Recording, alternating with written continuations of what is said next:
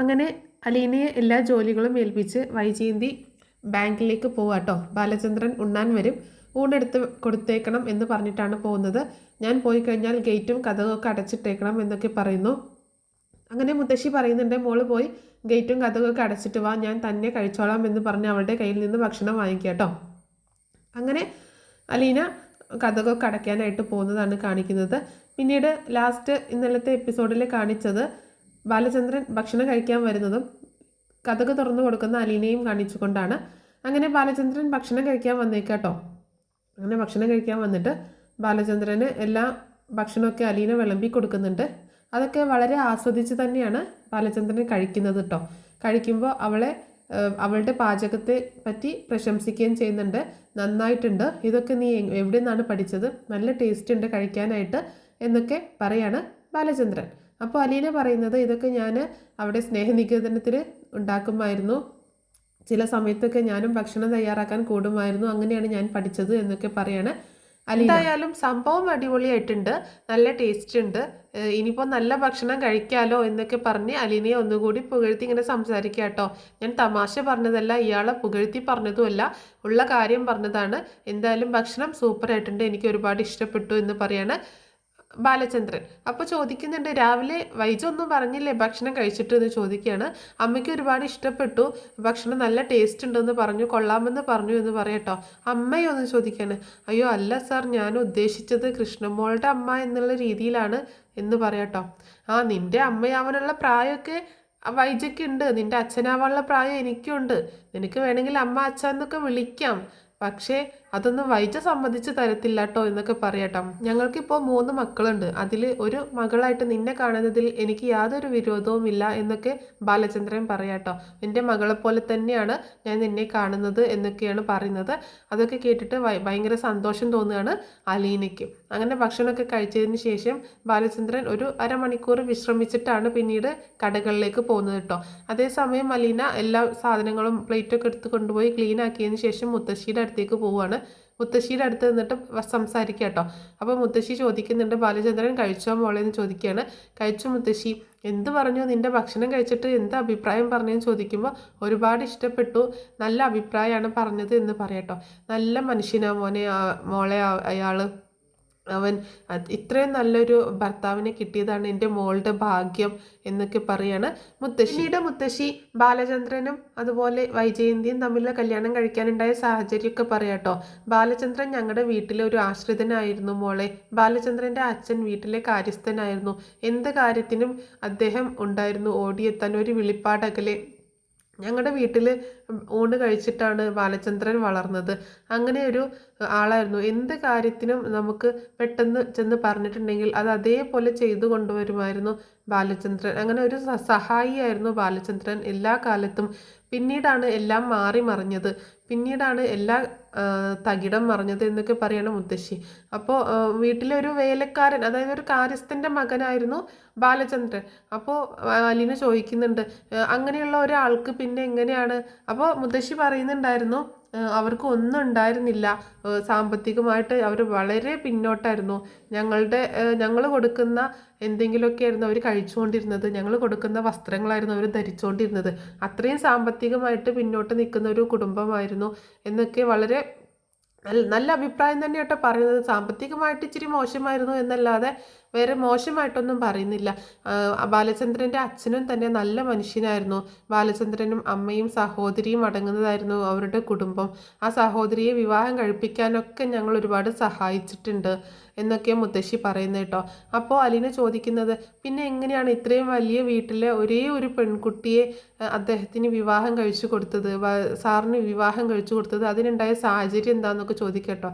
എല്ലാവരും നല്ല വലിയ വലിയ ഫാമിലിയിലുള്ള പെൺകുട്ടികളെയൊക്കെ അതേപോലെ സ്റ്റാറ്റസ് നോക്കിയല്ലേ കല്യാണം കഴിപ്പിച്ചു കൊടുക്കത്തുള്ളൂ, ഇതെന്താണ് ഇങ്ങനെ കല്യാണം കഴിപ്പിച്ചു കൊടുത്തത് എന്ന് ചോദിക്കുകയാണ് അലീന. അത് കേട്ടിട്ട് മുത്തശ്ശി പറയുന്നുണ്ട്, അതൊക്കെ ഒരു വലിയ കഥയാണ് മോളെ, അതൊന്നും ഇപ്പോൾ പറഞ്ഞാൽ തീരത്തില്ല, അതിൻ്റെ പുറകിൽ ഒരുപാട് സംഭവങ്ങളുണ്ട്, അതൊക്കെ പിന്നീട് ഞാൻ നിന്നോട് പറയാം, അതൊക്കെ ഇപ്പോൾ പറയാനും പറ്റത്തില്ല, പറഞ്ഞാലും വലിയ വലിയ പ്രശ്നങ്ങളാകുന്ന സംഭവങ്ങളൊക്കെയാണ്, അതൊന്നും ആരോടും പറയാനും കൊള്ളത്തില്ല, അങ്ങനെയുള്ള ഒരുപാട് പ്രശ്നങ്ങൾ ഉണ്ടായിട്ടുണ്ട് അവളുടെ ജീവിതത്തിൽ, അതിനെയൊക്കെ മറികടന്ന് അവളെ ഇങ്ങനെ ഒരു ലൈഫിലേക്ക് എത്തിക്കാൻ ഞങ്ങൾ പെട്ടപാട് ചില്ലറയൊന്നുമല്ല. അതുകൊണ്ട് അതൊക്കെ കഴിഞ്ഞ കാലമാണ്, അതൊക്കെ ഓർക്കാതിരിക്കുന്നതാണ് ഏറ്റവും നല്ലത് എന്നൊക്കെ മുത്തശ്ശി ഇങ്ങനെ പറയാട്ടോ. അപ്പോൾ അലീന ഇങ്ങനെ ചിന്തിക്കുന്നുണ്ട്, താനുമായിട്ടുള്ള സംഭവങ്ങളാണ് എന്നെ സംബന്ധിച്ചിട്ടുള്ള, ഞാനും കൂടി ഉൾപ്പെട്ടിട്ടുള്ള സംഭവങ്ങളെ പറ്റിയാണ് മുത്തശ്ശി പറയുന്നത്. അമ്മ ഗർഭിണിയായതും ഒരാളെ പ്രേമിച്ചിരുന്നതും ഗർഭിണിയായതും പ്രസവിച്ചതുമായ കാര്യങ്ങളൊക്കെയാണ് മുത്തശ്ശി പറയുന്നത് എന്ന് അലീനയ്ക്ക് മനസ്സിലാവുന്നുണ്ട്. പക്ഷേ അലീന എത്രയൊക്കെ ചോദിച്ചിട്ടും വല്ലാണ്ടൊന്നും മുത്തശ്ശി വിട്ട് പറയുന്നില്ല കേട്ടോ. മുത്തശ്ശി ഇങ്ങനെ എങ്ങും തൊടാതെ പറഞ്ഞു വെക്കുകയാണ്. ഒരുപാട് പ്രശ്നങ്ങൾ അവളുടെ ലൈഫിൽ ഉണ്ടായിട്ടുണ്ട്. അവളുടെ അഹമ്മതി, അവളുടെ അഹങ്കാരം, അവളുടെ കയ്യിലിരിപ്പ്, അത് തന്നെ അങ്ങനെ കുറച്ച് പ്രശ്നങ്ങളൊക്കെ ഉണ്ടായി.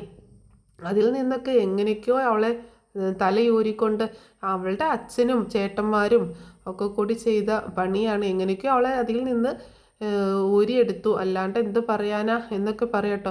എന്നാലും എന്തായിരുന്നു ആ പ്രശ്നമെന്ന് അലീന ചോദിക്കുന്നുണ്ടെങ്കിലും മുത്തശ്ശി ഒന്നും തന്നെ വിട്ട് പറയുന്നില്ല കേട്ടോ, എന്താ സംഭവം എന്നുള്ളത്. അങ്ങനെ പിന്നീടൊന്നും അലീന ചോദിക്കുന്നില്ല. എന്തായാലും അലീനയ്ക്ക് മനസ്സിലാവാണ് ഞാനുമായി ബന്ധപ്പെട്ട കാര്യങ്ങളാണെന്ന് അലീനയ്ക്ക് മനസ്സിലാവാട്ടോ. എന്താണെങ്കിലും എൻ്റെ ജനനവും എൻ്റെ അച്ഛനുമായി ബന്ധപ്പെട്ടിട്ടുള്ള കാര്യങ്ങളാണ് അതൊക്കെയെന്ന് മുത്തശ്ശി പറയാത്തത് എന്ന് അലീനയ്ക്ക് മനസ്സിലാവുകയാണ്. പിന്നീട് കാണിക്കുന്നത് രേവതിക്കുട്ടി കേട്ടോ. രേവതിക്കുട്ടി അവിടെ ഇങ്ങനെ അവരുടെ ഒരു പൊന്നോമനയായിട്ട് ഇങ്ങനെ വളരുക കേട്ടോ. അപ്പോൾ രേവതിക്കുട്ടിക്ക് അലീനയും ചിന്നൂനെയൊക്കെ നന്നായിട്ട് മിസ് ചെയ്യുന്നുണ്ട്. അപ്പോൾ രേവതിക്കുട്ടി ഇങ്ങനെ ആ കാര്യങ്ങളൊക്കെ ഗ്രേസമ്മയായിട്ട് സംസാരിക്കുകയൊക്കെ ചെയ്യുന്നുണ്ട്. അപ്പോൾ രേവതിക്കുട്ടിക്ക് ആകെയുള്ളൊരു ഡൗട്ട് എന്താണെന്ന് വെച്ചാൽ ഇവരെന്താണ് ഇങ്ങനത്തെ ഒരു സ്വഭാവക്കാരായിപ്പോയതെന്ന് കേട്ടോ. രേവതിക്കുട്ടിയുടെ ചില സമയത്ത് ഭയങ്കര ദേഷ്യത്തിലും ചില സമയത്ത് ഭയങ്കര സ്നേഹത്തിലും ഒക്കെ പെരുമാറുകയും ഒക്കെ ചെയ്യുന്നത്. അപ്പോൾ അതിൻ്റെ പുറകിലൊരു കഥയുണ്ട് കേട്ടോ. അത് ഞാൻ എന്തായാലും നെക്സ്റ്റ് ഒരു എപ്പിസോഡായിട്ട് അപ്ലോഡ് ചെയ്യാം കേട്ടോ. രേവതിക്കുട്ടിയുടെ വീട്ടുകാരായ ഗ്രേസമ്മയും മാമച്ചനും ഇങ്ങനെ ആയിപ്പോയതിൻ്റെ ഒരു കഥയുണ്ട് കേട്ടോ. ആ കഥ എന്താണെന്നുള്ളത് ഞാൻ നെക്സ്റ്റ് വീഡിയോ ആയിട്ട് അപ്ലോഡ് ചെയ്യാം. പിന്നീട് നമ്മുടെ ചിന്നുകുട്ടീനെ കാണിക്കുന്നു കേട്ടോ. ചിന്നുമോൾ ഇങ്ങനെ കാത്തിരിക്കുക കേട്ടോ, അലീന ആൻറ്റിയും രേവതി ആൻറ്റിയും വരുന്നതും നോക്കിയിട്ട്.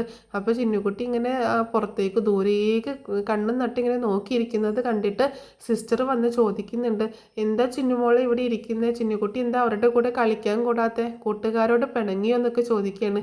ഇല്ല, ഞാൻ ഒരാളെ കാത്തിരിക്കുക, ഞാൻ കുറച്ച് ആൾക്കാരെ കാത്തിരിക്കുക എന്ന് പറയാട്ടോ. അപ്പോൾ ആരെയാ ചിന്നുമോൾ കാത്തിരിക്കുന്നത് എന്ന് ചോദിക്കുക കേട്ടോ സിസ്റ്റർ. രേവതി ആൻറ്റിയും അലീന ആൻറ്റിയും നക്ഷത്രവും കേക്കും ഒക്കെ വാങ്ങിച്ചുകൊണ്ട് വരാമെന്നും പറഞ്ഞ് പോയതാ, ഇതുവരെ വന്നില്ല എന്ന് പറയട്ടോ ചിന്നുമോൾ. അന്ന് പോയിട്ട് എത്ര ദിവസം എത്ര നേരമായി വന്നിട്ട് ഇതുവരെ വന്നില്ല എന്ന് പറയണേ. അപ്പോൾ സിസ്റ്റർ പറയുന്നുണ്ട്, അത് കിട്ടിക്കാണത്തില്ല മോളെ, ചിലപ്പോൾ നക്ഷത്രവും കേക്കൊന്നും കിട്ടിക്കാണത്തില്ല, അപ്പോൾ അത് വാങ്ങിക്കാൻ ദൂര സ്ഥലത്തേക്ക് പോയിട്ടുണ്ടാവും എന്ന് പറയാട്ടോ. ആണോ, ദൂര സ്ഥലത്തേക്ക് പോകണോ കേക്കും നക്ഷത്രവും വാങ്ങിക്കാൻ? ഇവിടെ അടുത്തൊന്നും കിട്ടത്തില്ലെന്ന് ചോദിക്കുമ്പോൾ ഇല്ല, അവരത് വാങ്ങിച്ചിട്ട് എന്തായാലും ചിന്നുമോളെ കാണാനായിട്ട് വരും എന്നൊക്കെ പറയാണ് സിസ്റ്റർ. പിന്നീട് കാണിക്കുന്നത് ഹരി നമ്മുടെ കടപ്പാട്ടൂർ വീട്ടിലേക്ക്, വൈജയുടെ വീട്ടിലേക്ക് വരുന്നതാട്ടോ. ഹരി ഇങ്ങനെ വരുന്നത് മലീന ഡോറ് തുറന്ന് കൊടുക്കുകയാണ്. ഡോറ് തുറക്കുമ്പോൾ എന്താന്ന് ചോദിക്കുകയാണ്. എന്താന്നോ, നീ എന്താ അങ്ങനെ ചോദിക്കുക കേട്ടോ.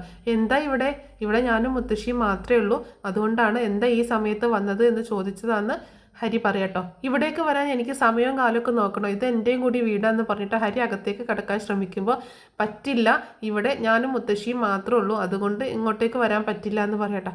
നീ ആരാ അത് പറയാം, ഞാൻ ഇപ്പം തന്നെ വൈജയന്തിയെ വിളിക്കും, എന്നെ അകത്തേക്ക് കയറ്റിയില്ല എന്നൊക്കെ പറയും എന്ന് പറയുമ്പോൾ അരീന പറയുന്നുണ്ട്, നീ വിളിച്ചാൽ യാതൊരു കുഴപ്പമില്ല, ഞാൻ മുൻപത്തെ സംഭവങ്ങളൊക്കെ പറയും എന്ന് പറയാട്ടോ. അപ്പോൾ ഞാൻ മുത്തശ്ശി ഒന്ന് കാണാൻ വന്നതാണ്, മുത്തശ്ശിയെ കണ്ടിട്ട് ഉടനെ തന്നെ പൊക്കോളാം എന്ന് പറഞ്ഞിട്ട് ഹരി ബലമായിട്ട് അകത്തേക്ക് കയറി പോവുകയാണ്. അപ്പോൾ ഇനി എന്തൊക്കെയാണ് ഇവിടെ സംഭവിക്കാൻ പോകുന്നത് എന്നുള്ളൊരു അങ്കലാപ്പിലാണ് അലീന. ഇത്രയൊക്കെയാണ് ഇന്നത്തെ എപ്പിസോഡിൽ കാണിക്കാൻ പോകുന്നത്. ഇന്നത്തെ എപ്പിസോഡിൻ്റെ പ്രൊമോ റിവ്യൂ ആണ് ഞാനിവിടെ പറഞ്ഞിട്ടുള്ളത്. അപ്പോൾ എപ്പിസോഡ് കിട്ടുന്ന ഉടനെ തന്നെ എപ്പിസോഡിൻ്റെ സ്റ്റോറി മുഴുവനായിട്ട് അപ്ലോഡ് ചെയ്യുന്നതായിരിക്കും. Thanks for watching.